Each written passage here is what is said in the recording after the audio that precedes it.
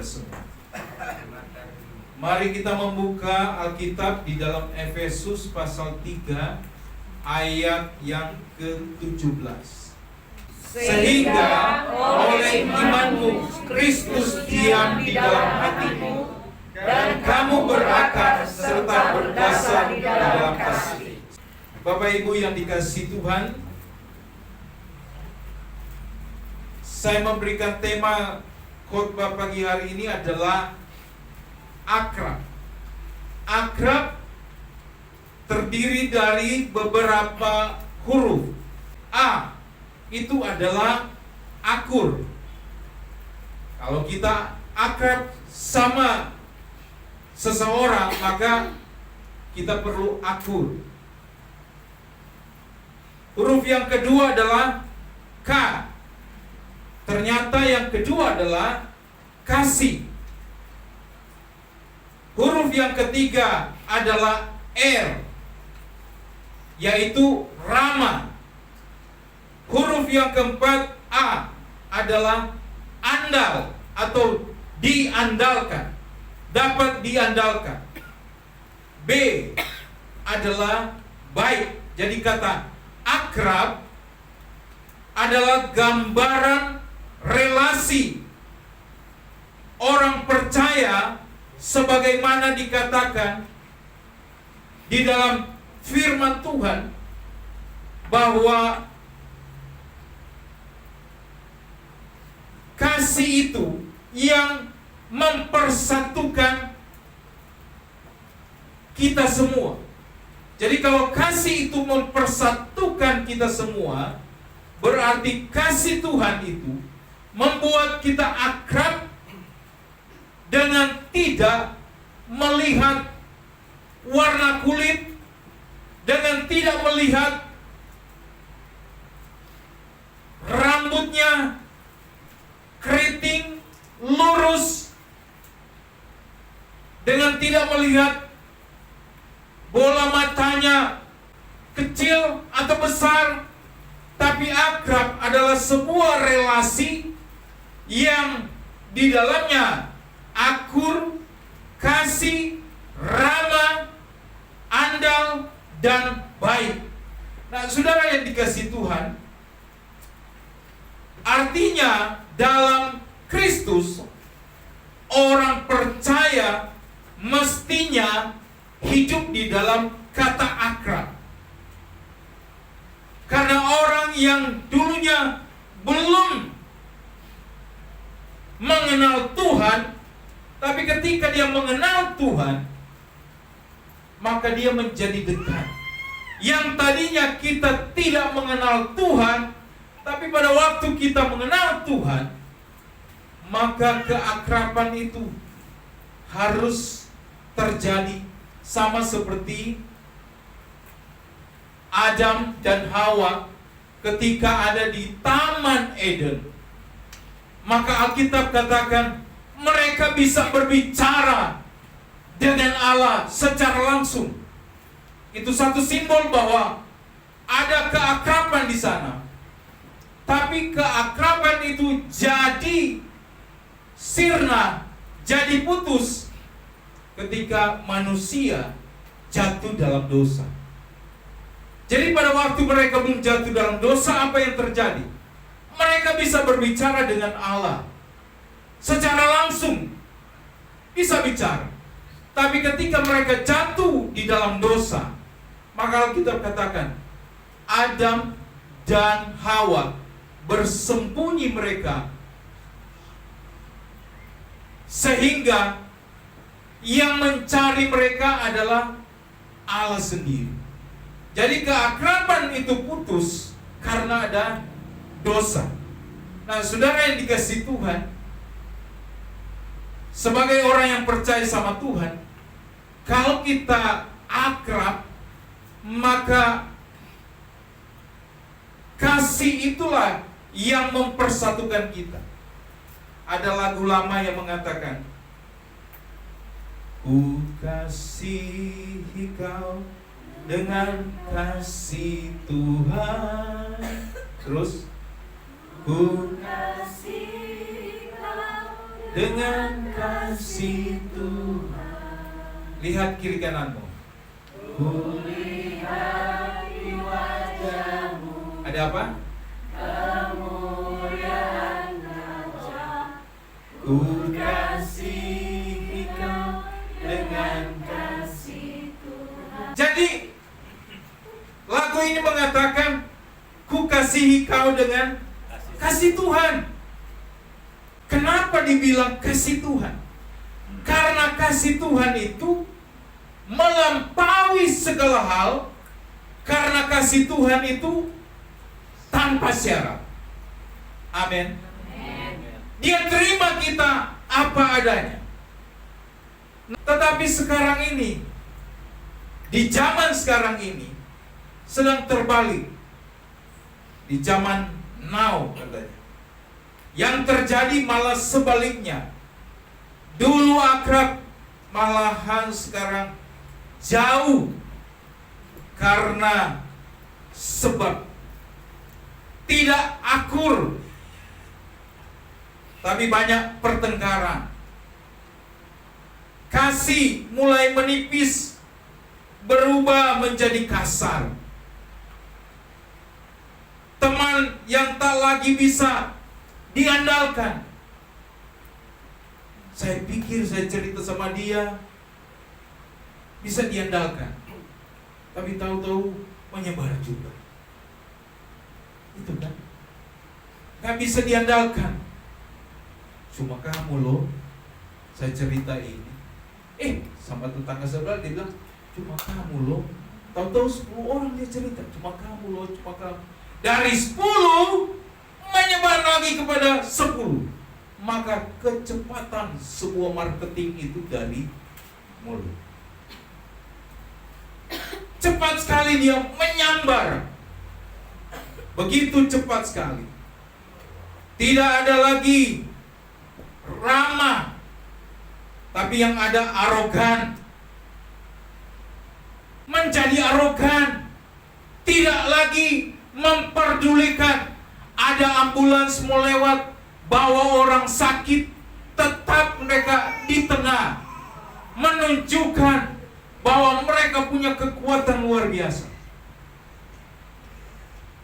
Kita nggak boleh arogan, saudara. Tapi Alkitab katakan kita mesti ramah. Mestinya kita menjadi orang yang membawa keharmonisan. Ketika kita mengenal pada Tuhan, kita menjadi pribadi yang harmonis, seperti Kristus membawa teladan bagi kita. Dia membawa damai sejahtera, shalom, bukan hanya sampai di bibir atau sekedar basa-basi, namun dalam hati diliputi iri hati, amarah, dendam. Tapi harus terpancar. Ya kalau saya bilang shalom, puji Tuhan, ya itu harus keluar dari hati. Enggak lip service, tapi di dalam sini dongkol, marah. Tidak. Harmonis itu. Tulus saya mengatakan itu. Itu sebuah namanya akrab. Sebuah persahabatan bisa berubah menjadi permusuhan, akan menyingkirkan damai sejahtera Tuhan yang ada di hati kita. Yang tadinya ada damai sejahtera, akhirnya kita jadi hilang damai sejahtera kita. Mari kita buka Ibrani 13 ayat 1, kita baca. Peliharalah kasih persaudaraan. Peliharalah kasih persaudaraan. Kenapa Alkitab ini berkata bahwa harus dipelihara? Karena kasih itu yang akan mengikat kita. Kasih itulah yang akan membawa kita hidup damai satu dengan yang lainnya. apa yang harus kita jaga dari kehidupan ini agar kita tetap akrab tadi? Yang pertama, kalau kita mau akrab dengan seseorang, jangan pernah merendahkan orang lain. Ingat baik, jangan pernah merendahkan orang lain. Apapun status dia, apapun pekerjaan dia, apapun warna kulitnya, apapun tingkat sosialnya, jangan pernah merendahkan orang lain. Karena Alkitab itu terbukti berkata, siapa yang meninggikan diri, dia akan direndahkan. Jadi sangat tepat. Jangan merendahkan orang lain. Jangan. Karena Alkitab bilang, waktu kita merendahkan orang lain, berarti kita sedang berdiri di atas orang lain, merasa diri kita paling hebat. Sehingga orang itu ada di bawah kita. Jangan. Tuhan Yesus saja, waktu dia berjumpa dengan 10 orang kusta, imam saja tidak mau mendekat dan tidak mau dekat-dekat dengan orang kusta. Tapi Yesus panggil mereka. Mereka bilang, jangan, kami ini orang kusta. Yesus menghilangkan perbedaan itu. Yesus bilang, ke sini. Tuhan bisa mengembalikan keadaan itu.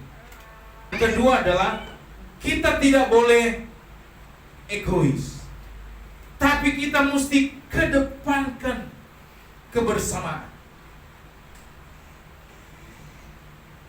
Apa yang menjadi mau kita itu tidak bisa kita paksakan, tapi kita mesti lihat kebersamaan.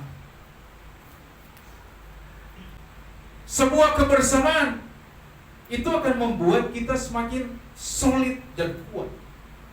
Sebuah kebersamaan. Saudara yang dikasihi Tuhan, satu lidi tidak bisa membersihkan tempat ini. Tapi mereka, anak-anak youth, saya suka minta tolong, coba pergi ambil sapu lidi di belakang. Tolong kalian sapu. Waktu mereka sapu, itu bisa dapat itu kotor. Tapi kalau satu lidi, nggak bisa.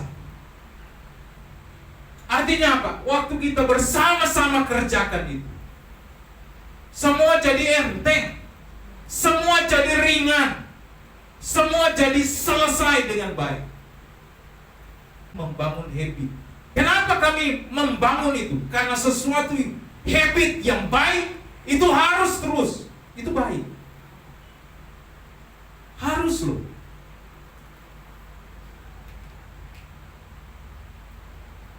Karena apa? Mempersiapkanmu satu saat kalau kamu sekolah jauh. Keponakan saya di Nias, dia mau sekolah. Yang tadinya tinggal sama orang tuanya, sekarang mau tinggal sama tantenya. Waduh, tantenya strengthnya minta ampun. Tapi bagus satu sisi.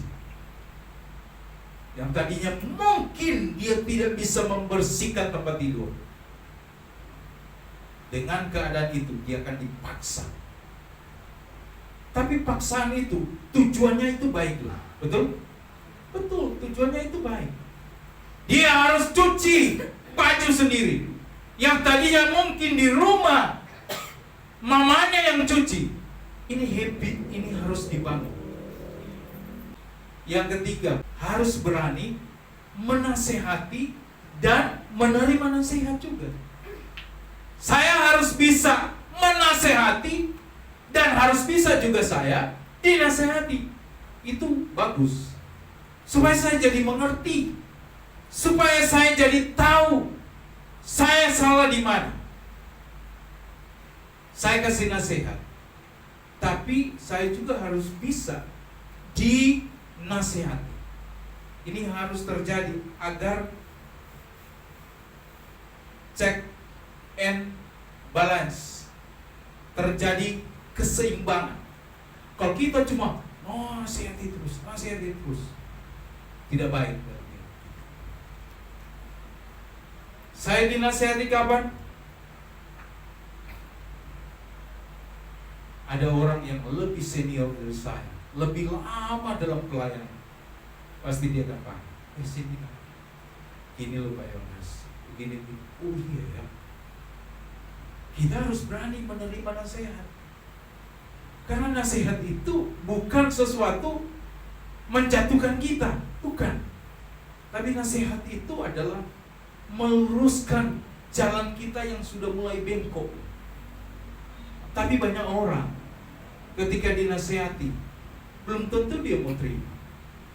Belum tentu dia mau lapang dada. Iya ya, saya salah. Tapi kalau orang yang dia mencoba mengosongkan pikirannya dan dia terima ilmu, itu luar biasa. Kita harus berani menerima sesuatu yang baru agar kita bisa tahu jelas. Kita harus bisa dinasehati dan memberi nasihat. Itu sangat penting. Yang keempat adalah apa yang harus kita jaga dari kata akrab ini. Berikan pertolongan semaksimal mungkin. Apa yang saudara bisa tolong buat temanmu, tolonglah dia maksimal. Bukan karena pada waktu dia ada dalam kesusahan kita tinggalkan dan kita jalan. Saudara yang dikasihi Tuhan, berteman itu jangan diukur karena dia lagi punya sesuatu kita berteman. Dia tidak punya sesuatu, kita tidak berteman. Jangan. Berteman yang baik itu dalam keadaan apapun, kalau dia minta tolong, maksimalkan, tolong dia. Jangan karena dia lagi susah kita bilang, sudah sendiri saja, kamu pikir itu. Tapi kalau orang yang akrab, paling tidak dia akan berkata, terima kasih, kamu sudah mendoakan saya, kamu sudah kuatkan saya, terima kasih.